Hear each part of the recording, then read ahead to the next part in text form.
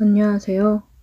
저는 고향에서 올라와 서울에 혼자 자취하고 있는 30대 초반의 남자입니다. 돈도 없고 조금 낡은 연립주택에 월세로 살고 있어요. 얼마나 집이 오래되었는지 다 낡고 시설도 별로지만 가격이 싸다는 이유로 그냥 저냥 살만합니다. 이런 곳에 사는 사람들이 보통은 젊은 사람들이나 근처 업소에서 일하는 사람들이 많이 있습니다. 제가 사는 동네 근처가 서울에서 유명한 유흥가랑 가깝기 때문에 아마 이곳에도 그런 일에 종사하는 사람들이 많이 살고 있는 것 같았어요. 보통 오후에 출근하고 새벽에 술 취해서 들어오는 여자들이 참 많았습니다. 그 중에는 이쁜 여자들도 있었고 아닌 사람들도 있었지만 제가 여자친구가 있었기 때문에 한눈 팔지 않고 조용히 살았어요. 그런데 저희 바로 옆집에 사는 한 아줌마는 예외였습니다. 누님인지 아줌마인지 나이는 40대 초반으로 보였는데 가족들도 없었고 혼자 살고 있더라고요. 첫 인상은 젊었을 때는 꽤 예뻤겠다 싶기도 했지만 어차피 저와는 친해질 일이 없을 거라 생각하고 별로 신경 쓰지 않았어요. 그런데 집 앞에서 몇 번 마주친 적이 있는데 그날 이후 아줌마가 성격이 좋은 건지 쉬는 날에 낮에 집에서 자고 있으면 문을 두드리고 찾아와서 반찬도 나눠주고 과자도 가져다 주더라고요. 자기 동생 같다면서 친해지고 싶다는데 별로 땡기진 않았지만 혼자 살면서 얼마나 외로우면 옆집 남자한테 이렇게 하겠나 싶어서 그냥 적당히 친하게 지냈어요. 보통 옆집 여자는 밤에 일을 하는 건지 오후 5시면 집에서 나갔고 가끔 새벽에 우리 집과 자기 집을 착각해서 문을 열라고 주사를 부린 적도 있어요. 한 번은 새벽 4시에 문을 하도 두들기길래 열어줬더니 막무가내로 밀고 들어와서 방바닥에 쓰러져서 자더라고요. 아줌마 집에 가서 자라고 흔들어서 깨웠지만 얼마나 술을 많이 마셨는지 정신도 못 차리고 일어나지 못하길래 그냥 이불 덮어주고 아침에 깰 때까지 그대로 뒀습니다. 제가 출근 준비할 때까지 그대로 자더라고요. 그 아줌마를 보고 있으니 뭔가 혼자서 힘들게 사는 게 불쌍해 보이기도 하고 뭔가 신경 쓰이는 부분이 많아서 그 뒤로는 저도 잘해주려고 노력을 했어요. 남편도 없었고 다른 가족이 있는지 없는지 물어보기도 그렇더라고요. 어차피 저도 서울에서 이방인이나 마찬가지인데 그냥 서로 이웃사촌끼리 도와주면서 잘 지내야겠다 생각하는 정도였습니다. 나이에 비해 꽤나 예쁜 외모였고 몸매도 좋았어요. 아주 날씬하고 슬림한 타입은 아니었지만 살집이 조금 있어도 볼륨감 있고 남자들이 좋아할 만한 건강미 넘치는 몸매였어요.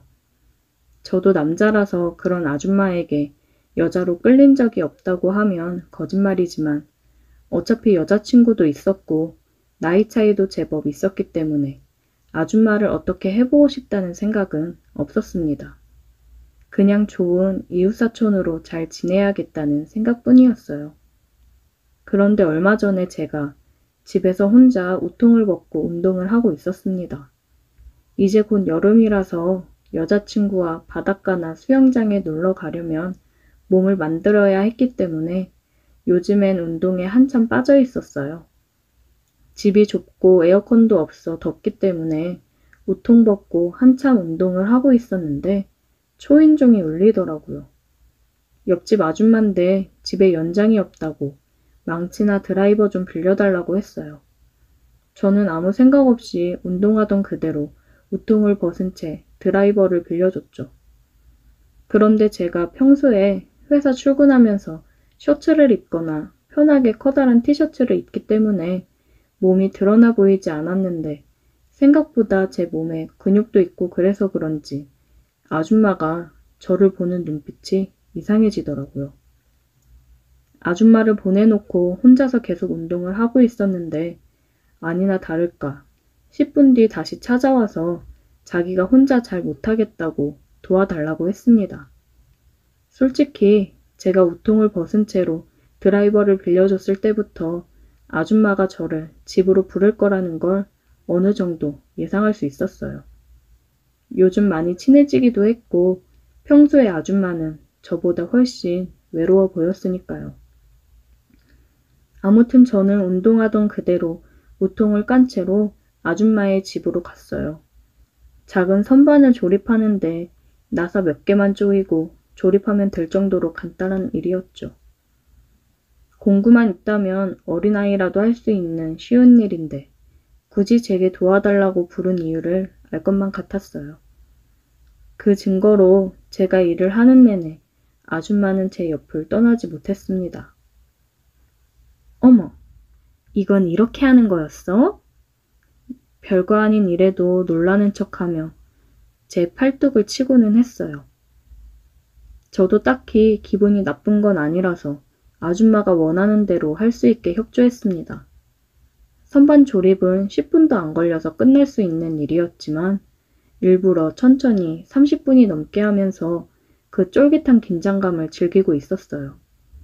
이미 아줌마는 제게 정신을 못 차리는 상황이었고 저는 언제든지 마음만 먹으면 아줌마를 가질 수 있었지만 그렇게 하지는 않았습니다. 그냥 선반 조립만 천천히 다 끝내두고 집으로 돌아와 버렸어요. 워낙 스타일 좋고 예쁜 아줌마라서 한번 같이 놀고 싶은 마음은 있었지만 남자가 너무 쉬우면 재미없으니까 일부러 더 애를 태울 심산이었습니다. 결국 그날 이후로 아줌마는 우리 집에 이런저런 핑계를 대면서 뻔질나게 드나들었습니다. 반찬 나눠 먹자면서 오기도 하고 어느 날은 과일을 가져오기도 하고 밤에 잠이 안 온다면서 맥주캔을 들고 집으로 오기도 했어요. 하지만 저는 전혀 쉽게 아줌마에게 응해줄 생각이 없었습니다. 자꾸 애태우고 애태우다 보면 아줌마가 먼저 더 이상 못 참고 달려들 것이 뻔한 상황이었기 때문이에요. 그리고 그때는 그리 오래 걸리지 않았습니다. 그날은 3월이라 아직 아침 저녁으로 쌀쌀할 때였습니다. 쉬는 날인데 여자친구는 본가에 잠깐 갈 일이 있어서 저는 혼자 집에서 편하게 게임도 하고 배달 음식도 시켜 먹으면서 쉬고 있었어요. 평소 같으면 옆집 아줌마가 저녁 같이 먹자고 하거나 산책이라도 같이 나가자면서 귀찮게 했을 텐데 그날따라 조용하더라고요. 이제는 포기했나 싶어서 아쉬워하고 있었는데 결국 그날 밤이 아줌마에게는 결전의 날이었습니다. 저녁 8시가 조금 넘어서 저는 저녁을 먹고 TV를 보고 있었는데 누군가 문을 두드리는 소리에 나가보니 아줌마였어요. 총각, 미안한데 우리 집 보일러가 고장났는지 뜨거운 물이 안 나와. 당장 씻어야 하는데 혹시 샤워 좀 해도 될까? 저는 속으로 이 아줌마가 진짜 작정했구나 싶어서 웃음이 터질 뻔했어요. 하지만 겉으로는 아무것도 모르는 척하면서 들어와서 씻으라고 했죠. 네, 들어오세요. 저희 집은 뜨거운 물 아주 잘 나와요. 그렇게 밖에서 TV를 보면서 기다리고 있었는데 아줌마가 씻고 나오더니 젖은 머리를 수건으로 대충 묶어 올리고 제 쪽으로 다가왔어요. 총각도 혼자 있으면서 외로울 텐데 어떻게 참는 거야? 딱히 참고 있었던 건 아니었고 저도 이런 날을 기다리고 있었어요. 아줌마가 자존심이고 뭐고 다 내던지고 제게 고백하는 걸요. 요즘 너무 외로워 죽겠다는 말로 시작한 아줌마의 말은 얼마 지나지 않아서 거의 제게 애원하듯 들렸어요. 더는 못 참겠다는 듯이 제게 달려들어서 키스를 퍼부었고 저도 그때는 더 이상 물러서지 않았습니다. 이 정도만 해도 충분히 주도권을 누가 쥐고 있는지 아줌마는 알아들었을 거예요. 내가 얼마나 애가 탔는지 알아? 왜 이리 짓궂어? 아줌마 그런 모습이 귀여워서요. 아줌마는 그동안 오래 참아온 것만큼 그 뒤로 매일같이 우리 집을 드나들었고 정말 그동안 얼마나 외로웠던 건지 저를 가만 놔두질 않았습니다. 근데 그런 아줌마가 싫지는 않았어요. 연륜 있는 아줌마는 어린 여자친구와는 다르게 다른 매력이 있었습니다. 제가 뭘 하지 않아도 저를 충분히 만족시켜 주었어요. 사귀는 사이는 아니지만 여자친구가 없을 때 가까이 두고 즐기기에 아주 좋은 사람이 되었습니다. 지금도 언제든지 전화 한 통만 하면 바로 옆집에서 뛰어올 거예요. 정상적인 관계는 당연히 아니지만 우리 둘만 알면 아무런 문제될 건 없을 거라 생각합니다. 여자친구에게는 물론 비밀이고 아줌마가 질투할 수도 있으니 당분간은 여자친구를 집에 불러오는 일은 하지 말아야겠어요. 언제까지나 이런 즐거운 관계를 서로 유지하려면 조심해야죠.